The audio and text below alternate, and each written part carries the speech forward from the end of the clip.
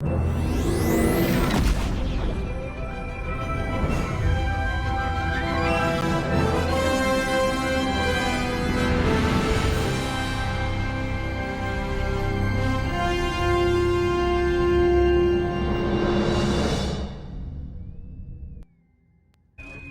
on the bridge.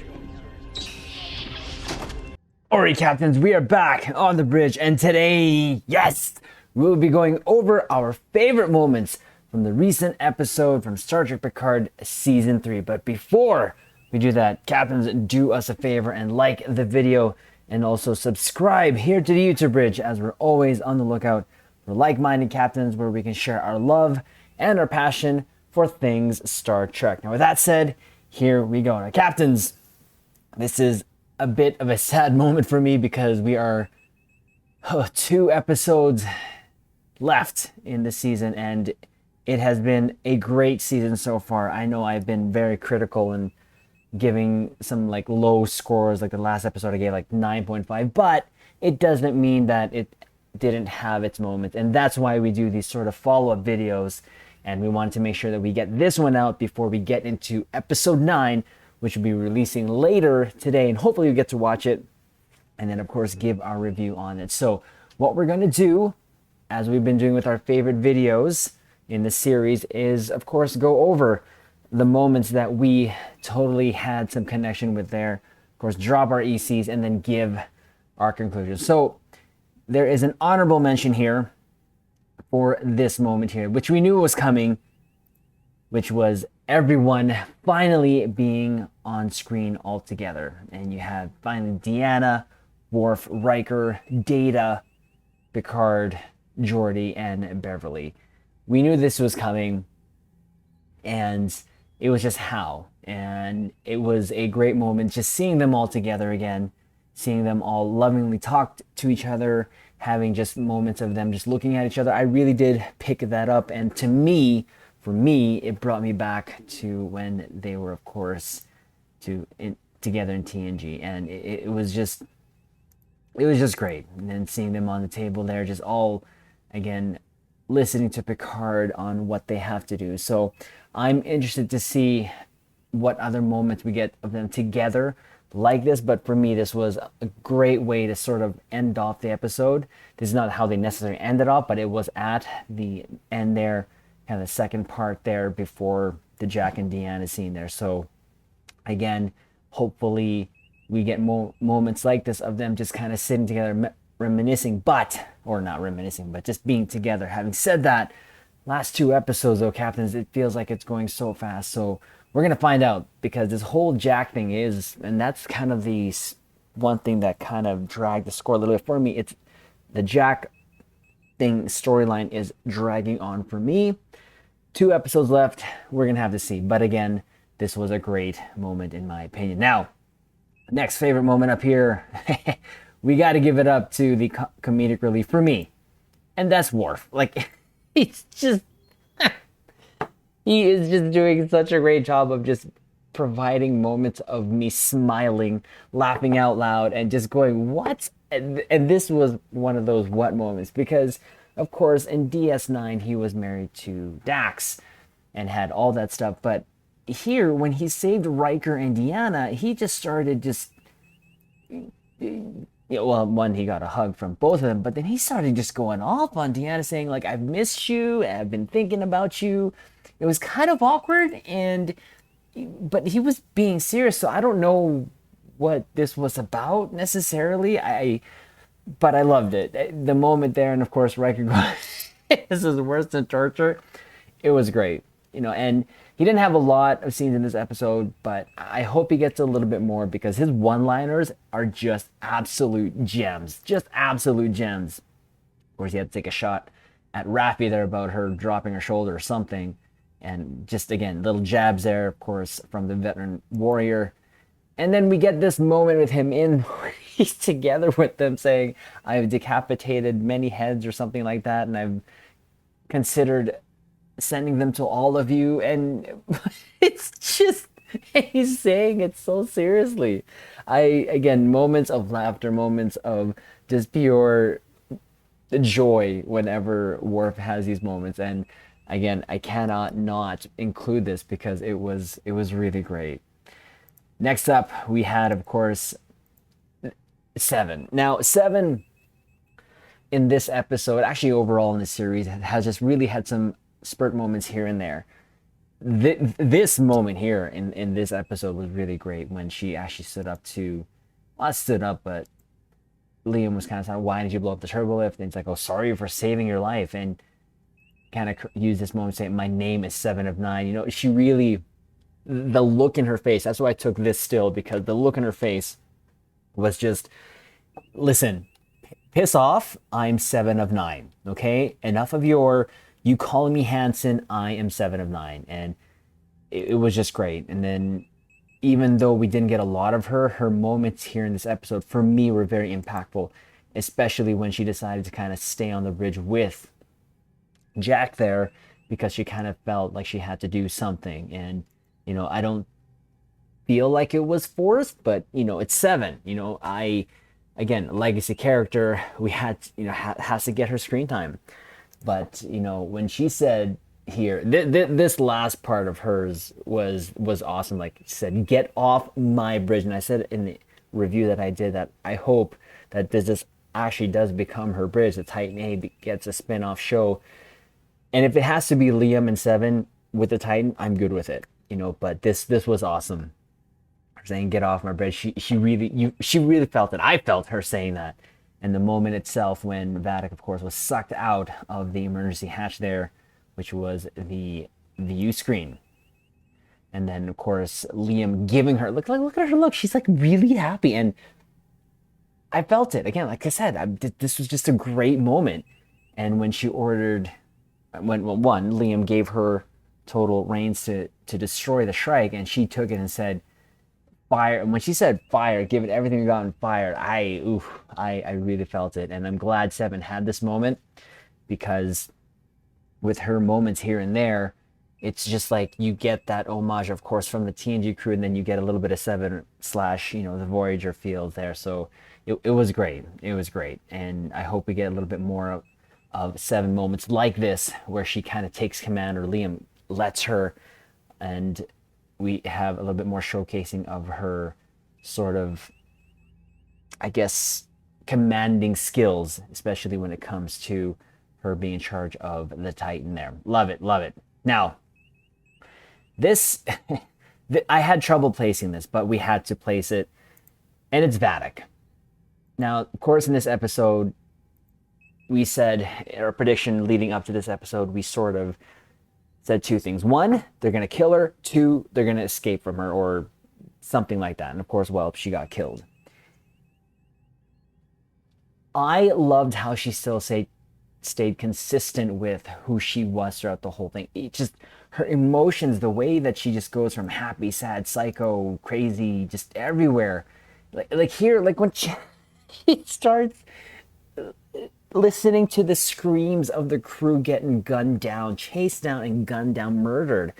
And here she is kind of doing like a maestro with her hands, and it's like, there it is. Like, it's just the acting, the screen presence, the I don't say eeriness, but just, again, just all of her vengeful, revengeful hate is just really coming out in so many ways. And I did really enjoy every moment with Vadic here, especially the later half of the season before she died there.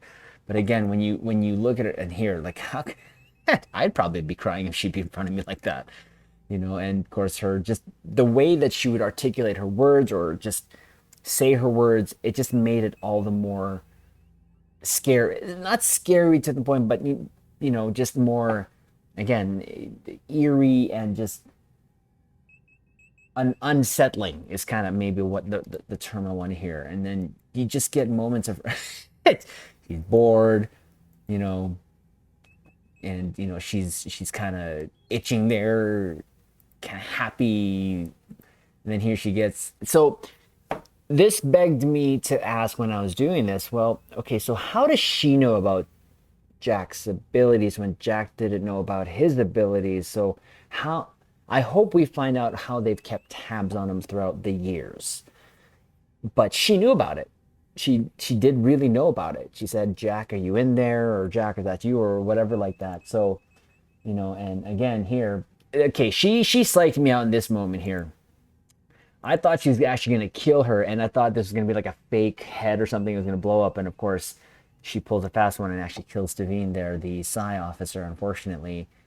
Rip Tavine, but again, just you see you see the cycle, but again, really, really just enjoyed her as the villain, and I think she really filled the screen with her presence and stood up to the legacy actors.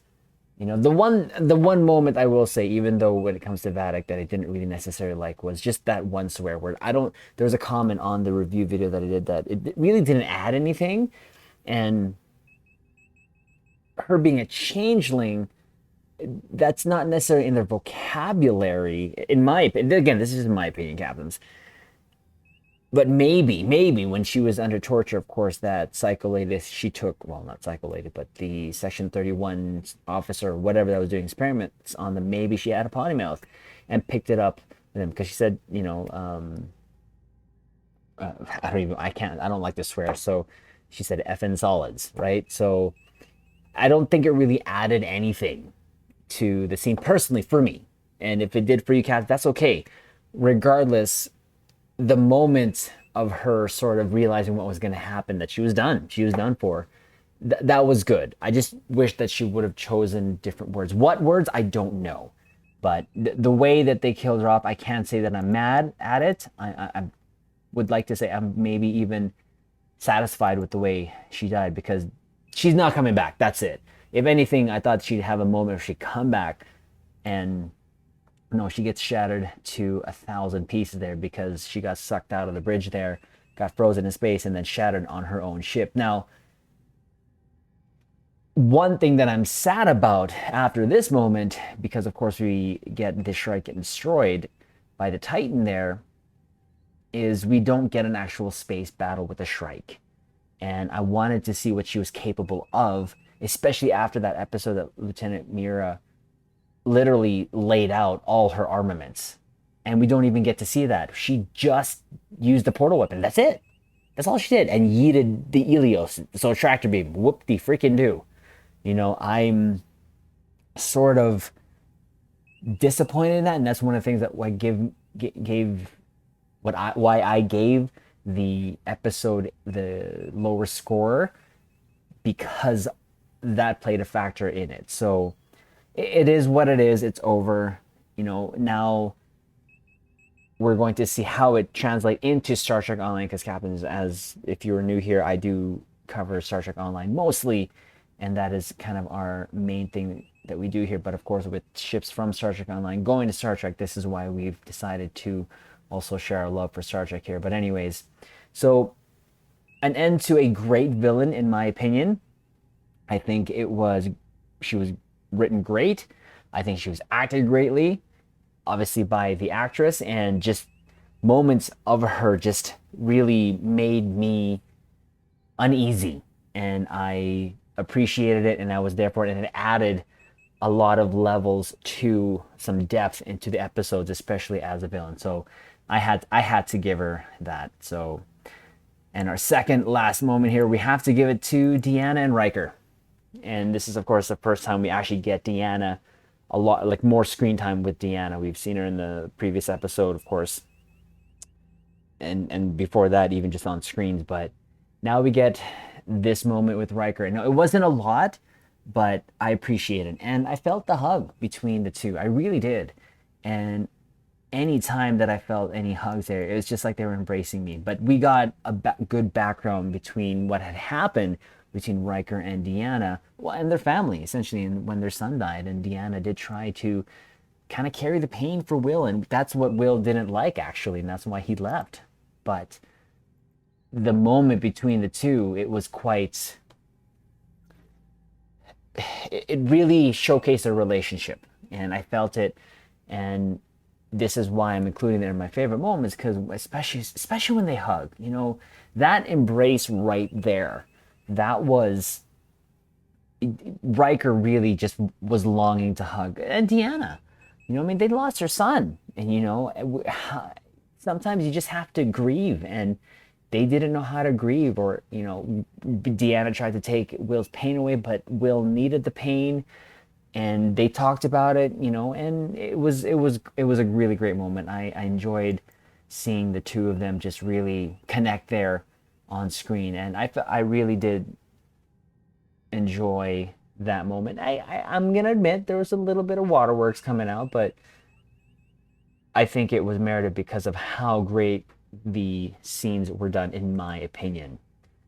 And of course, just seeing the two together again just really made my heart smile.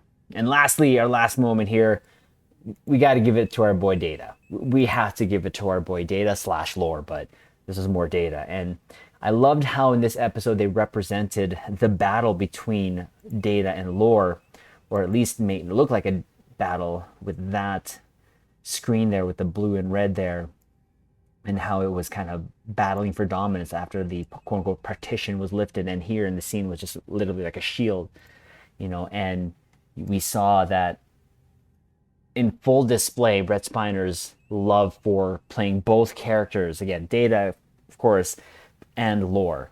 And we got a lot of moments from from Lore here with his little shots at Data, with him saying trinkets and such.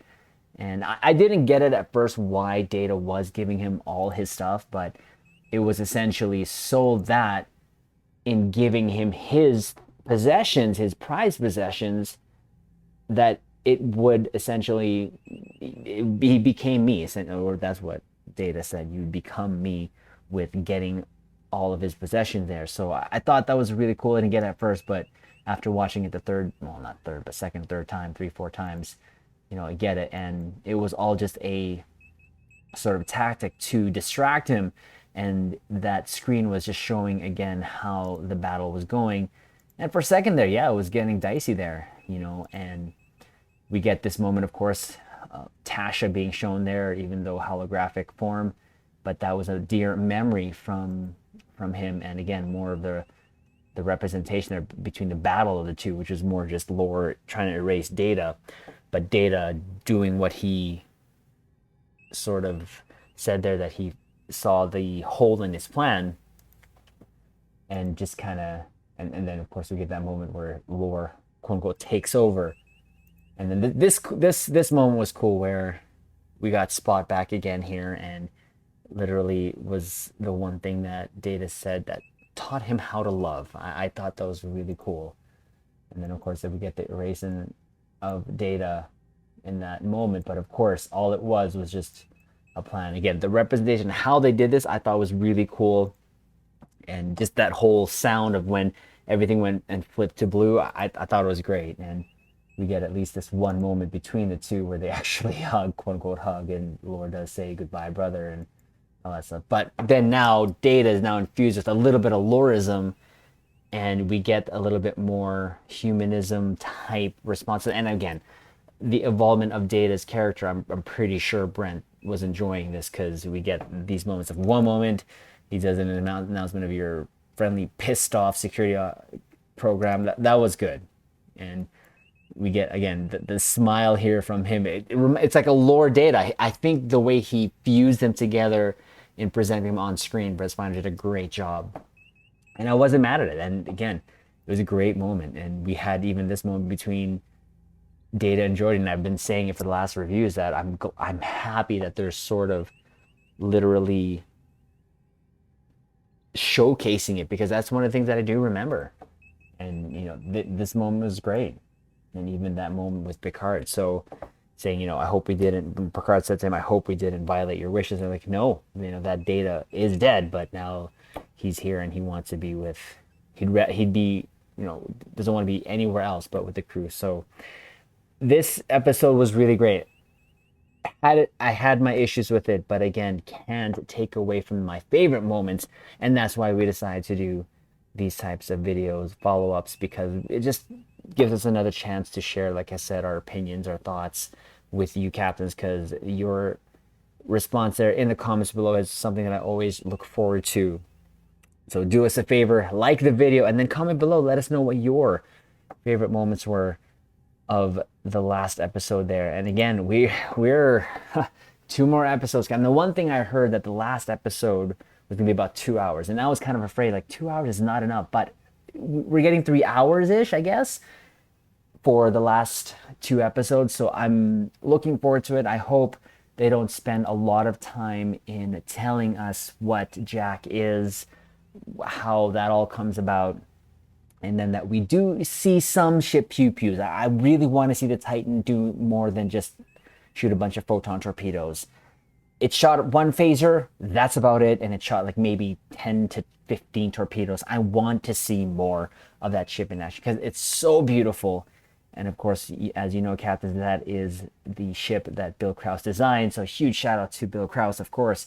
And hopefully we will have him here on the bridge after the Picard Season 3, and we can talk about his ships that made it there, especially the Titan. So again, Captains, do us a favor, like that video, subscribe here to the YouTube bridge, and of course, we will leave it on this note. Live long and prosper.